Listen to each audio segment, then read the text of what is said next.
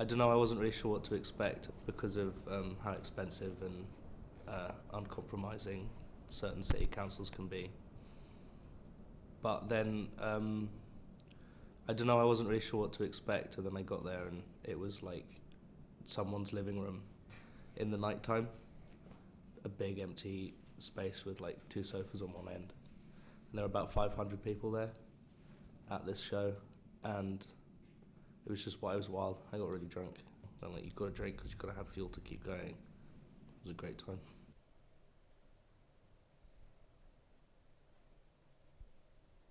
English culture, maybe me too. I don't know if I want to admit that on camera though. But I guess that we've reached a point now where I think it has. I don't think it has to have a big impact, but I went to this big warehouse party. I guess if you go out and you're not drinking, it doesn't necessarily seem like you're doing anything productive in the nighttime. Because, like, you know, if with clubs and stuff, especially because they go on for so long, then like you've got to drink because you've got to have fuel to keep going. With clubs and stuff, especially because they go on for so long. But it's fun. I don't think it needs to be as big a deal though than it is. But it just makes you tired and gives you a headache, a hangover.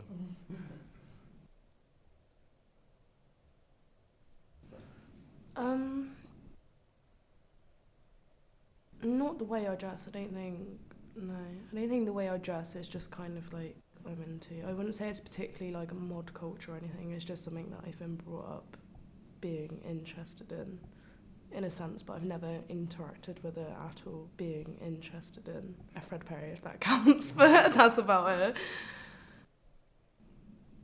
I don't know. Colour coordination is what I go for these days. Matching colours. No, I don't think it's like actually people and things necessarily. It's more, I've never really attached myself to some kind of look or some kind of image. Dress more for myself than for anyone else. Like throughout school, I was kind of regarded as the person that just wore what she wanted, whether that be like my pajamas or like something colourful and funky. So I don't know, I kind of try and every day just how I want to, rather than it's never deep enough. It's never as deep as this, like, oh, I want to look like this or do that. It's just sort of, I've got that and I've got that. Let's put it together and see what happens. I guess, and go against the mainstream. I guess it would have been my first encounter, although I wouldn't say it was my most wholesome encounter with a subculture. When you decide you want to be really alternative, I guess it's a phase that everyone goes through, but I feel like it was more of a phase that I went through than actually being part of the subculture.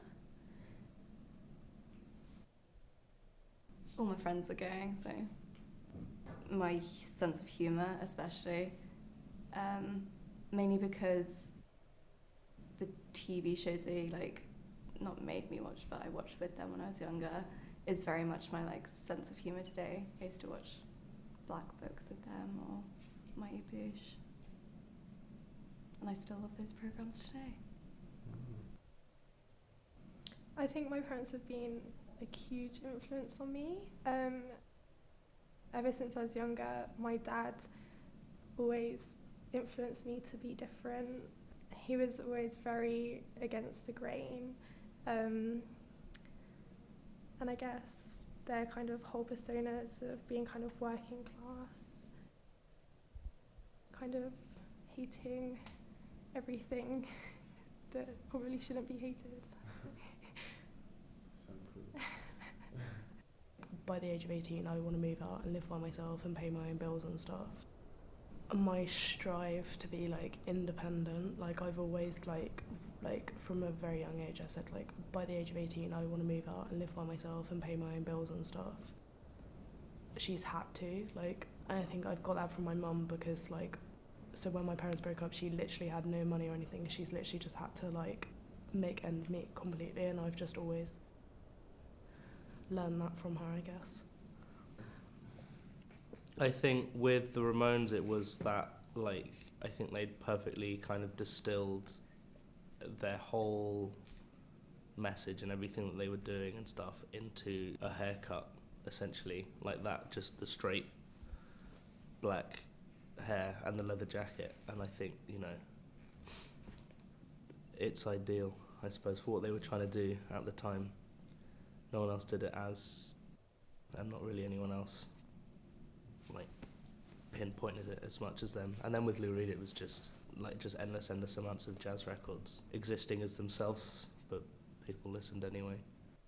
Everyone's influenced by other people, but it was really like he was doing it for him and not really anyone else, but people listened anyway, which I always respected.